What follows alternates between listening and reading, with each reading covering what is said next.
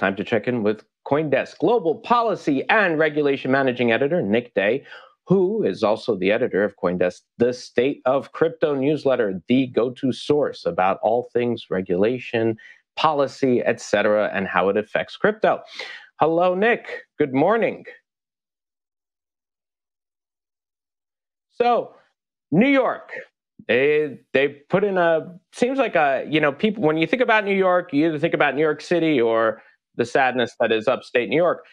But they're putting in a mining moratorium. It's, of course, a big mining hub in North America. So what is this mining hub what is this mining moratorium and why was it put in place?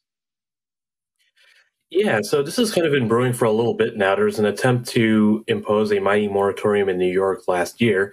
That did not go anywhere. This year, the New York Assembly passed a bill that would impose a 2-year moratorium on new crypto mining projects or renewals of crypto mining projects that look to expand use of carbon-based energy sources, so coal, gas, things like that.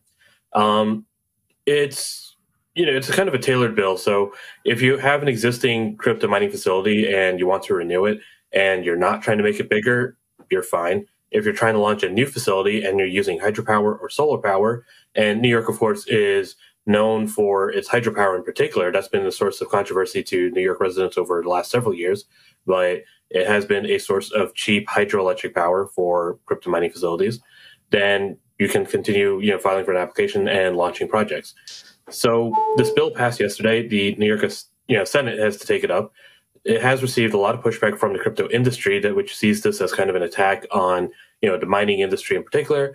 They're warning that, it's kind of too discriminatory against a specific type of technology, as well as the fact that it may, impact jobs or new jobs, I guess.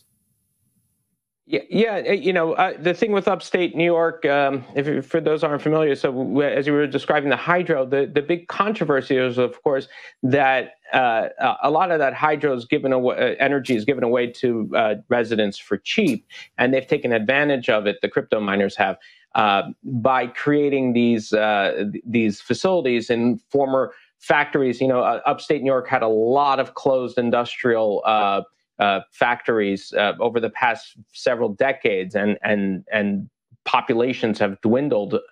But nonetheless, the hydro has been very cheap. Is this a question about environmental concerns, or is it really about voters saying, I don't want to spend so much on my electricity? The bill's proponents have framed this as chiefly an environmental concern. And you can see that in the fact that if you do want to launch a new hydro facility, you can. There's the bill very explicitly says, it's only banning carbon-based energy sources. So, even though, we've seen residents from some New York towns complain about crypto miners setting up in their municipalities, this bill would not affect those. So it does seem, pointed towards primarily environmental concerns. Chief one of the bill sponsors pointed out on Twitter, there's something like 30 to 49 different shuttered gas and coal, power facilities that only crypto miners are looking to try and resurrect to build new mines.